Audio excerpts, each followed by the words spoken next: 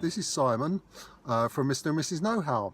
I've been away out of action for a couple of weeks. So during that time I've actually been thinking about change in my life, choices that one needs to make.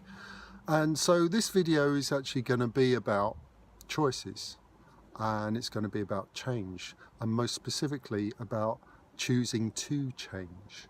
Because if you're somebody who may be locked into old behaviour that's either troubling you or stopping you from getting to where you want to go, or even habits and obsessive behaviour and compulsions that are actually making you very unhappy and stopping you from achieving, what it is that you really want to achieve and being the person that you want to be, this video could possibly be for you.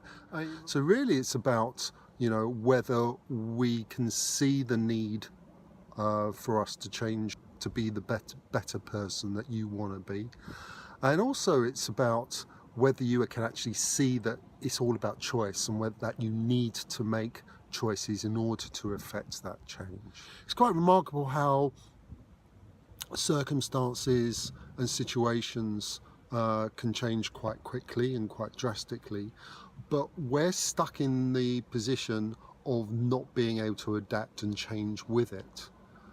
So in a way, what's more important, either you changing or whether the situation is making you change? We feel that it's probably more important for you to be able to change your situation instead of the other way around. So I can hear you say, Simon, how do I make good choices? How do I make better choices? So the first thing you've got to think about is actually knowing what it is about yourself that you want to change in order to make the choice of changing it. So no one can actually tell you what you are or define what your behaviour is. No one can actually say to you that they want your behaviour to change, that maybe you're having a problem with alcohol, maybe it's actually taking over your life, but no one can actually say to you, you have a problem with alcohol. They can alert you to how you're behaving and what you're doing, but in the end it's down to you that you need to recognise whether you have a problem or not. It's down to you to realise that perhaps alcohol is taking over your life and you don't have any control over the way that you drink.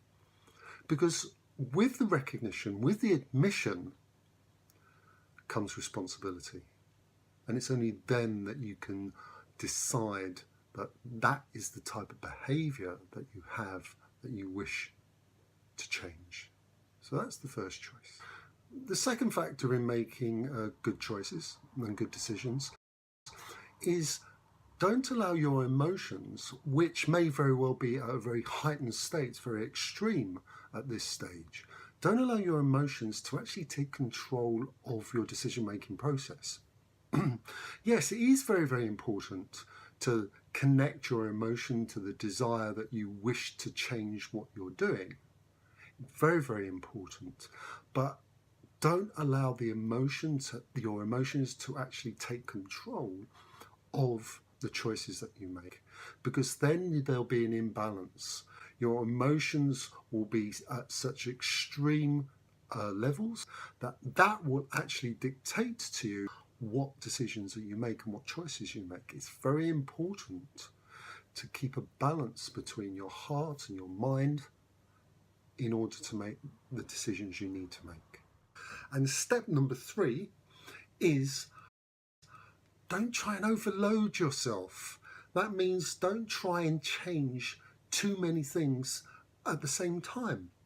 You need to pace yourself. You need to be patient with yourself. Don't plan to move at the same time as trying to change your job and having a new relationship. That would just be crazy, trying to do all those 3 things, which are can be very, very stressful, all at the same time, because in the end it will work against you and it will divert you from the very things that you need to change. And lastly, when you're making choices, when you're making decisions, You've got to factor in the risks and the rewards. So say, for instance, what would be the worst case scenario if you decide not to change that form of behaviour that you think that you should be changing? What is the worst thing that can happen to you if you don't make those changes? And the best case scenario, the win-win scenario, what would you actually achieve?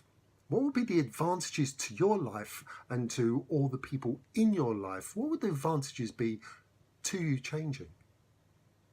Yes, it's very, very important to consider your loved ones, but also you have to look at the worst case scenario and the best case scenario for yourself. Finally, we'd like to share with you the reasons why we're doing this video today.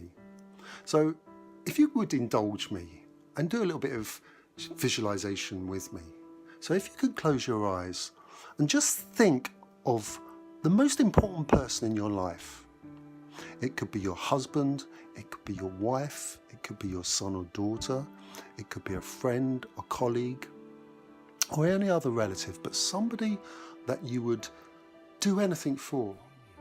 And you can see that they're living a life which is detrimental to their health and could be leading them down a path of no return.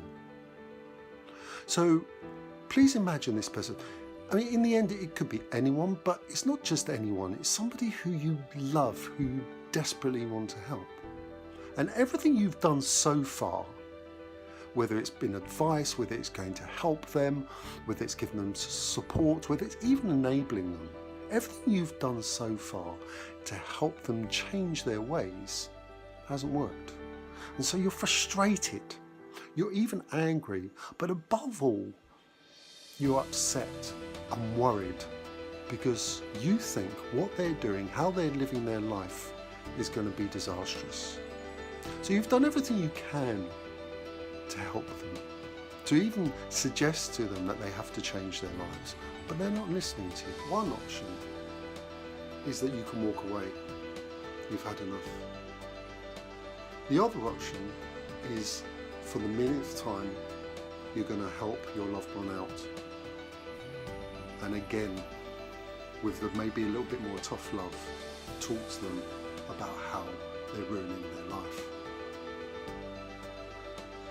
Now, if you could actually visualize this, visualize the person that we're talking about, that person used to be me.